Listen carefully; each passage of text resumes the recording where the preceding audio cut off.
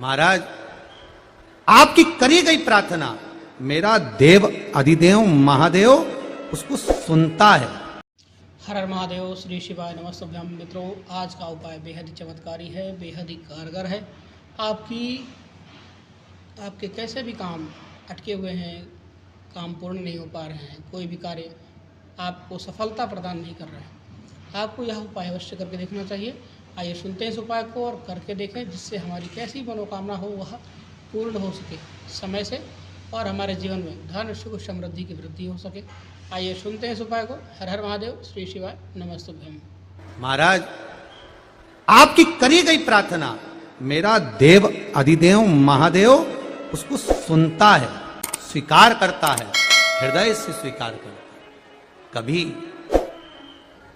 ये जो बेलपत्र होती है ना, आप लोग समझना भाई हो, जितने लोग दिल से कथा सुनने आए हो वो दिल से सुनिएगा, समझिएगा। कभी हृदय चित्त में अगर आ जाए, चंदन हाथ में लेकर केवल इस भाग को पकड़कर भी अगर आप देवाधिदेव महादेव को बेलपत्र समर्पित कर रहे, तीन तिथियों का स्मरण करिए जरा, ठीक है।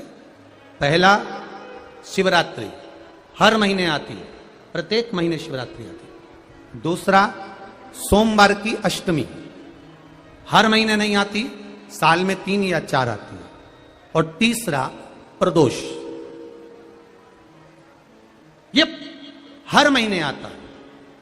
जब आपके हृदय में कभी कोई बात आ जाए कि बाबा आज मेरा मन ये कह रहा है और आपको सुनना है बाबा, आपको स्वीकारना है बाबा, आपको मेरे मन की बात जानना है बाबा, बस हाथ में चंदन लगाया, बेलपत्री का भाग इस तरह से पकड़कर शिव जी से अपने हृदय की बात कहकर, मेरे देवाधिदेव महादेव से दिल से कहकर, अशोक सुंदरी वाली जो जगह होती है, आपको बताया है अशोक सुंदरी का जो स्थान होता है, ये शिवलिंग, यहां अशोक सुंदरी की जगह, इस बेलपत्र को अशोक सुंदरी वाली जगह पर जहां शिवलिंग है, शिवलिंग की साइड पर पहले नंबर की पत्ती का मुख होना चाहिए, बस उसको रख दीजिए और उस पर थोड़ी देर हाथ रखकर अपने हृदय की बात मेरे महादेव को दिल से कहकर आ जाइए।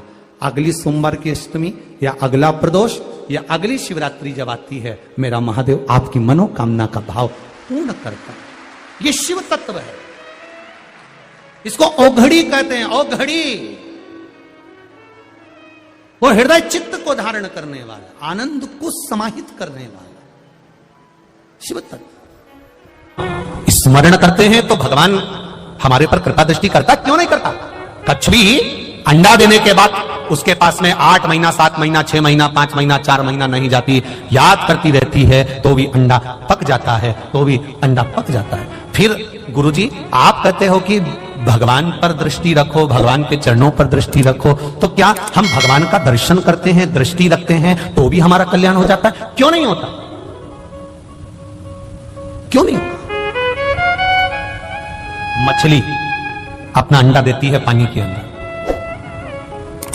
मछली जब पानी के अंदर अंडा देती है तो मछली उस अंडे के पास कभी नहीं जाती, तैरती तैरती मछली बस उस अंडे पर अपना ध्यान लगाती है, अपनी दृष्टि देती है। कछुई स्मरण कर कर अंडे को पका देती है, मछली देख देख कर अंडे को पका देती है और अंडे में से बच्चे का जन्म हो जाता है। दृष्टि से भी हमारा कल्याण है। दृष्टि मात्र परमात्मा के चरणों पर होगी, भगवान के चरणों पर होगी, भगवान पर होगी तो भी हमारा कल्याण हो जाएगा। महाराज, फिर आप कहते हो कि कथा सुनो, कथा सुनने से कल्याण हो सकता है? क्यों नहीं होगा।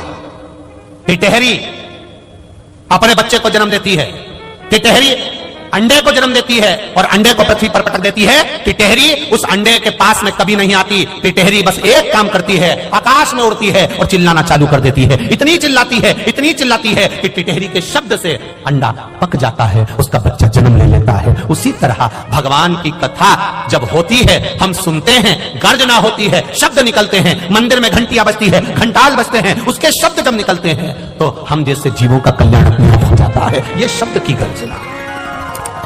और महाराज, आप कहते हो कि शिव मंदिर में जाओ, शंकर जी का स्पर्श कर लो, चरणों का स्पर्श कर लो, भगवान के मंदिर की देहली का स्पर्श कर लो। स्पर्श से क्या मतलब है? हमारा कहना है मोरनी अपने बच्चे को जब जन्म देती है, मोरनी अंडे को जब जन्म देती है, तो मोरनी अपने अंडे को कहीं छोड़कर नहीं जाती, उसके स्पर्श में, उसके साथ, उसके ऊपर बैठी रहती है, स्पर्श में लगी रहती है, तो वो अंडे से बच्चा जन्म ले लेता है। हम भगवान के चरण पकड़ लेते हैं तो हमारा भी कल्याण हो ही जाता है। ये स्पर्श, स्मरण, जरा ध्यान देना। पहले नंबर पर क्या है? बोलो, जम के बोलो जरा। स्मरण, याद करना। दृष्टि, दर्शन करना, भगवान का दर्शन। शब्द, कथा सुनना, बोलना। और चौथे नंबर पर है स्पर्श। ये चार चीजों में से अगर हमने एक चीज भी अपनी जिंदगी में उतार ली तो ये निश्चित है कि मेरा देवाधिदेव महादेव आपको मिलेगा जरूर। हर हर महादेव, वो मिलेगा जरूर। आपकी भक्ति, आपका विश्वास, आपकी दृढ़ता, आपका आनंद वहां तक होना चाहिए। आप दृष्टि रख लीजिए, आप शब्द सुन लीजिए, आप स्पर्श कर लीजिए, उसमें हमारा कल्याण है। कभी कभी अगर तुमको लगे कि मेरे जीवन में बहुत बीमारियों ने मुझे घेर रखा है, तो प्रयास करा करो कि बेलपत्र, जो ये बेलपत्र होती है, इस बेलपत्र की जो ये डंडी होती है, इस बेलपत्र को अशोक सुंदरी वाली जो जगह होती है वहां पर इसका चढ़ाकर डंडी का जो भाग है वो शिवलिंग की ओर हो जाता है, और यहीं से जल चढ़ाते चढ़ाते चढ़ाते चढ़ाते अशोक सुंदरी से जल चढ़ाते चढ़ाते ओमकार जैसा, ओमकार जब हम अशोक सुंदरी से चालू करेंगे तो वो जल पहले गणेश जी के पास जाएगा, फिर वापिस अशोक सुंदरी के पास आएगा, अशोक सुंदरी से कार्तिकेय के पास जाएगा, कार्तिकेय से महादेव के पास जाएगा। ऐसा ओमकार जैसा जल, जब तुम्हें लगे कि बीमारी बहुत घेर रखी है और बहुत बीमारी ने घेर लिया, कोई किडनी, कोई लीवर, कोई बहुत शरीर में कष्ट, कोई रोग बीमारी, या कहीं तुमको ऐसा लग रहा है कि मेरा गर्भ 20 साल हो गए, 22 साल हो गए, संतान नहीं, तब भी इस प्रयोग को जरूर करिएगा, जिसको 12 मासिक शिवरात्रि कहते हैं। हम कई लोगों से कहते हैं अगर जिंदगी में ज्यादा नियम नहीं ले सकते तो एक नियम ले लो, और उसका फल क्या होता है ये मात्र 3 महीने की शिवरात्रि कर कर देखिए, केवल 3 महीने की शिवरात्रि, ज्यादा कुछ नहीं कर सकते। हर महीने शिवरात्रि आती है, प्रत्येक शिवरात्रि के दिन 3 जगह पर दिया लगाना प्रारंभ कर दो। पहला, बेलपत्री के वृक्ष के नीचे, दूसरा शंकर भगवान के मंदिर पर, तीसरा आंवले के वृक्ष के नीचे। केवल ये 3 जगह पर दिया लगाना चालू कर दो। कौन से दिन?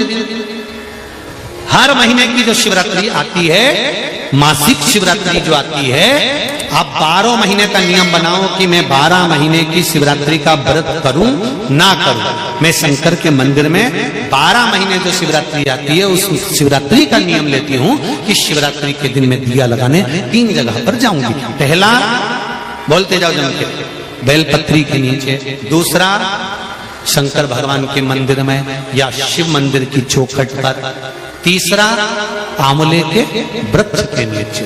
ये 3 जगह पर आप प्रणाम कर कर, झोली पसार कर बाबा देवाधिदेव महादेव, माता लक्ष्मी और पार्वती के नाम से दिया लगाना प्रारंभ कर दीजिए। 3 महीने की शिवरात्रि पूरी हो, ये निश्चित है अगला पत्र आपका इस जगह पर मिलेगा कि बाबा ने मेरा ये कार्य किया। अगर ज्यादा दुख है, संकट बहुत भारी है, इतना बड़ा संकट है कि वो निपट ही नहीं रहा, फिर 1 लोटा जल, उसमें थोड़ा सा चंदन का छींटा, एक सफेद पुष्प शिवजी पर चढ़ाकर उस चंदन के जल को, लाल चंदन मिल जाए तो ज्यादा अच्छा, शंकर भगवान पर धीरे धीरे अपने हृदय की कामना कर कर समर्पित करें। सुनेगा।